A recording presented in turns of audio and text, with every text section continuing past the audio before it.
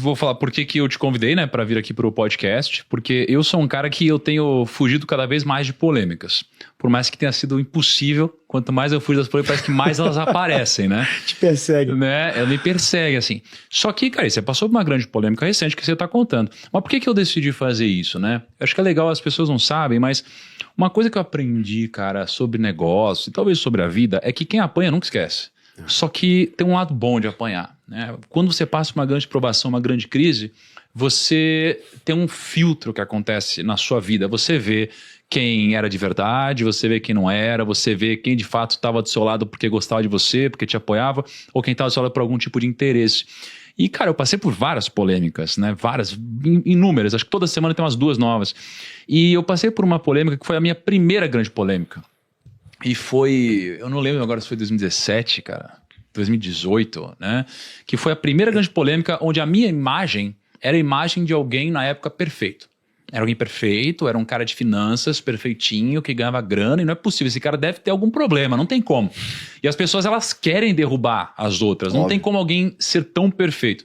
E ali, eu tomei um tombo muito grande na época, que foi quando teve uma polêmica do apartamento meu que foi para leilão, né? Que foi uma coisa, uma herança, que eu não vou ficar entrando nisso agora, mas que veio das outras gerações e tal.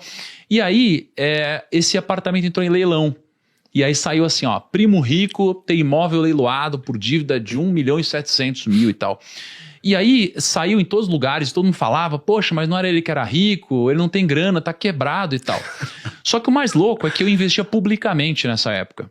E se eu não me engano, nessa época eu já investia publicamente mais de 2 milhões de reais, alguma coisa assim. E eu ficava olhando e questionando, falava, cara, não é possível, as pessoas estão realmente achando que eu tô quebrado? Eu não tô. Então, olha aqui, cara, eu tô mostrando o meu dinheiro, não é possível e tal. E lá foi assim, talvez o primeiro grande cancelamento em finanças na época, que as pessoas tentaram cancelar e saiu em todo lugar. Foi Trending Topics global no Twitter, 2 dias, global, uma loucura, assim. E aí lá, cara, tive muitas pessoas que estavam comigo que sumiram. Sumiram, assim, drasticamente sumiram demais, assim. Nunca mais apareceram. Teve alguns que mandaram mensagem diretamente. E tiveram alguns que me defenderam publicamente. E é muito difícil você defender alguém que está passando por uma polêmica. Porque nessa hora, você olha e fala, cara, até acho que essa pessoa tá certa, mas não dá para eu me meter nessa agora, né? Vai ser muito grande o peso sobre mim. E aí, dentre as poucas pessoas que me defenderam publicamente, você foi uma delas. Claro. E a gente tinha um relacionamento legal na época, acho que não como a gente tem hoje, mas de alguma forma você olhou para aquela situação e falou, não faz sentido isso. Eu vi injustiça. Você se posicionou, pá! Você viu injustiça, você se posicionou, me defendendo, e aí eu nunca esqueci, né? Porque quem apanha nunca esquece.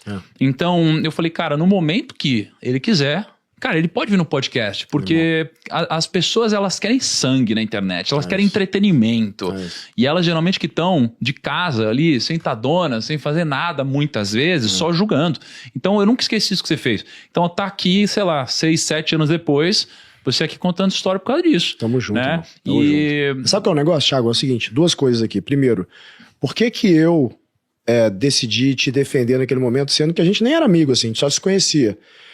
Eu tenho um problema muito grande com injustiça, cara. Eu não gosto de injustiça. E eu sou o tipo de cara que, se eu tivesse num shopping e eu visse uma senhora sendo assaltada ali na frente, eu sou o tipo de cara que eu sou capaz de tomar um tiro pra poder enfiar a porrada no vagabundo, mano. Mesmo desarmado. Eu sou burro nesse nível. Porque eu fico louco com injustiça. Eu não consigo. Então eu vejo pessoas sendo injustiçadas. Eu te conheci o suficiente pra saber que era uma grande mentira.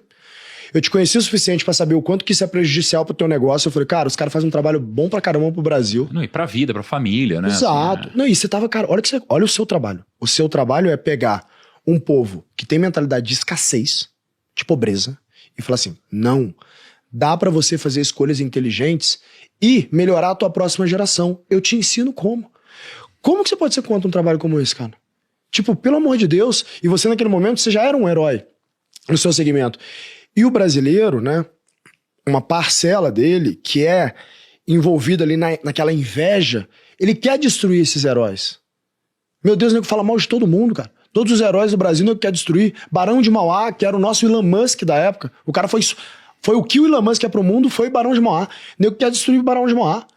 O maior empresário da história do Brasil. O nego quer destruir todo mundo. Então, eu vejo um negócio daquele e falo, não. Eu acho errado. E aí tem um outro ponto aqui que é o seguinte, cara. Você nunca vai ver uma pessoa bem-sucedida de verdade te criticando num negócio desse publicamente. Até porque é o seguinte, a pessoa bem-sucedida de verdade ela tá ocupada. Ela não tem tempo pra esses negócios. E a real é, todas as vezes que alguém toma uma dor sobre algo que você falou, é porque tem verdade naquilo que você falou. Se não tiver verdade, você não tá nem aí. Por exemplo, se eu virar pra você e falar assim, ai, você tem uma cara de garrafa. Você vai falar, valeu, irmão. Foda-se. Eu não acho que eu tenho cara de garrafa, isso não me ofende. Você só se ofende com aquilo que você vê verdade. Quando toca num ponto de dor seu. Né? Se não tem verdade, você não se ofende. E aí tem um problema que é o seguinte. Quando a gente fala a internet, né, uma parcela das pessoas, infelizmente, são pessoas que estão ali, essas que se envolvem em cancelamento, que apontam o dedo, são perdedores. E eles escolheram viver como perdedores. Todas as vezes que você entra num post de alguém pra xingar alguém, você tá fazendo uma escolha, você tá mandando pra vida essa energia. Falar, olha, eu sou o perdedor, o meu lugar é na arquibancada. Eu nunca vou estar na arena. É uma escolha. É só você colocar o dedo no teclado e xingar alguém. Você tá escrevendo ali um contrato de perdedor. Isso é atitude de perdedor. Um vencedor, ele nunca vai fazer isso. Um vencedor, ele vai fazer como alguns fizeram comigo. Falou assim, Thales, eu acho que você errou no que você falou. Pensa por esse lado, não sei o que lá. Me liga no privado. E não quer palco pra isso. Você não quer pegar uma pessoa que tá sendo apedrejada e jogar outra pedra. Isso é covardia. Isso é coisa de perdedor. Isso não é uma vida virtuosa. Então, quando eu vejo isso acontecer com outras pessoas, mesmo eu não tendo passado naquele momento por esses cancelamentos, eu tenho essa empatia, porque eu tenho um problema muito grande com injustiça. E foi por isso que eu te defendi naquele momento. Não é pensando que em algum momento você poderia